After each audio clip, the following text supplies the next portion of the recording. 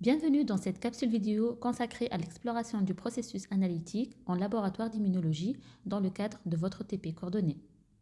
Au terme de cette vidéo, vous devriez être capable de préciser les exigences des phases pré-analytiques, analytiques et post-analytiques en immunoanalyse et distinguer les différentes étapes d'une réaction d'immunofluorescence indirecte. Aujourd'hui, nous allons suivre le cas d'une patiente chez qui une anémie du Bermer est suspectée. Pour confirmer ce diagnostic, la recherche des anticorps anticellules pariétales et les anticorps antifacteurs intrinsèques par immunofluorescence indirecte a été prescrite.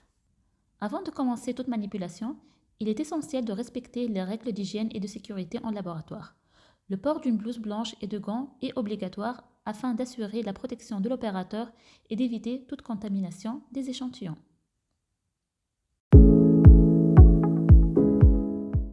La phase préanalytique débute dès l'étape du prélèvement, qui doit être réalisée conformément au banc d'analyse prescrit.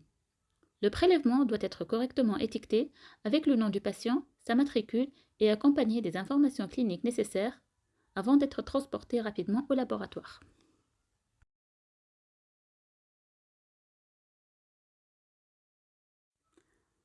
On commence par l'identification de l'échantillon et la vérification de sa nature, son état ainsi que le banc d'analyse. Ensuite, il est saisi dans le système informatique du laboratoire et il reçoit un numéro d'identification unique. Ce numéro permet de suivre l'échantillon tout au long du processus analytique et d'assurer une parfaite traçabilité. Après, l'échantillon subit une centrifugation à 3000 tours par minute pendant 10 minutes afin de récupérer le sérum.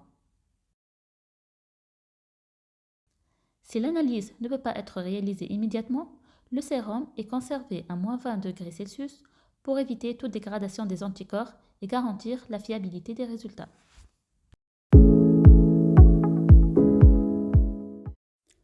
Pour l'analyse, on va utiliser la technique d'immunofluorescence indirecte afin de détecter la présence d'auto-anticorps spécifiques dans le sérum du patient. Son principe repose sur une réaction en deux étapes. D'abord, les anticorps du patient se fixent sur un support antigénique. Ensuite, et après un lavage, un anticorps secondaire, qui est une anti-immunoglobuline humaine marquée par un fluorochrome, est ajouté pour révéler la présence des anticorps fixés. Le support antigénique utilisé pour la recherche des anticorps anticellules pariétales est une lame contenant des coupes de muqueuse gastrique. Pour le facteur intrinsèque, il est mis en solution, puis déposé en microgouttelettes et fixé sur la lame. Ces antigènes fixés sur deux compartiments contigus sur la même lame seront exposés aux anticorps présents dans l'échantillon. Chaque série d'analyses inclut des témoins, un témoin négatif et un témoin positif permettant de valider la réaction.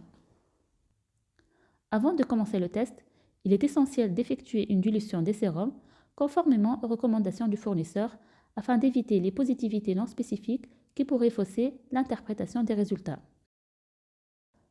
À noter que les témoins sont prêts à l'emploi et ne nécessitent donc pas de dilution. Il est important de maintenir les lames en atmosphère humide afin d'éviter leur dessèchement, ce qui pourrait altérer la réaction et compromettre l'interprétation des résultats. Ensuite, on va marquer ces lames avec la date et un numéro à l'aide d'un feutre indélébile. Puis, on dépose doucement les sérums dilués sur le puits correspondant au plan établi en évitant la formation de bulles d'air. Chaque incubation est suivie d'un lavage qui est une étape essentielle pour éliminer les anticorps non fixés et éviter les faux positifs. La révélation se fait grâce à un anticorps secondaire qui est une anti-immunoglobuline humaine marquée par un fluorochrome. Le flacon contenant cet anticorps secondaire doit être opaque pour protéger le fluorochrome qui est sensible à la lumière et pourra se dégrader. À la fin, et après un deuxième lavage, on passe à l'étape du montage afin de préparer la lame pour l'observation au microscope. Une goutte du milieu de montage est déposée sur chaque puits et on applique délicatement une lamelle pour éviter la formation de bulles d'air. Une fois le montage terminé, la lame est prête à être examinée. Le microscope à fluorescence émet une lumière spécifique qui excite le fluorochrome fixé sur l'anticorps secondaire. Si des auto-anticorps sont présents dans le sérum du patient, une fluorescence intense et bien localisée apparaît. Nous commençons l'observation au grossissement 10 pour localiser le champ de lecture. À droite, on observe la coupe de muqueuse gastrique montrant une fluorescence cytoplasmique bien délimitée au niveau des cellules pariétales. À gauche, une série de taches circulaires fluorescentes témoigne de la fixation d'anticorps dirigés contre le facteur intrinsèque. Après la validation de la réaction grâce aux témoins positifs et négatifs, nous examinons le sérum de notre patiente. Une fluorescence est visible sur les deux substrats antigéniques de la lame, confirmant un résultat positif pour les anticorps anticellules pariétales et les anticorps antifacteurs intrinsèques. L'IFI est une technique qualitative qui détecte la présence ou l'absence d'auto-anticorps, mais ne permet pas de les quantifier avec précision. Pour cela, des dilutions en cascade pourront donner une appréciation sur le titre des auto-anticorps.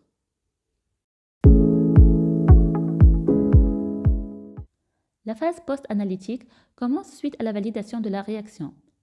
Les résultats de la lecture microscopique sont saisis dans le logiciel du laboratoire qui est le SantéLab adopté dans notre hôpital. Cette étape est essentielle pour assurer la traçabilité, l'archivage et la diffusion sécurisée des résultats aux services concernés. Les résultats validés sont ensuite transmis automatiquement aux médecins demandeurs via le système informatique hospitalier ou imprimés pour une distribution manuelle. L'apprentissage en laboratoire ne s'arrête pas là. Lors de votre stage, n'hésitez pas à poser des questions, à observer chaque étape et à interagir avec les biologistes. La pratique et l'expérience sur le terrain sont essentielles pour comprendre et maîtriser ces techniques.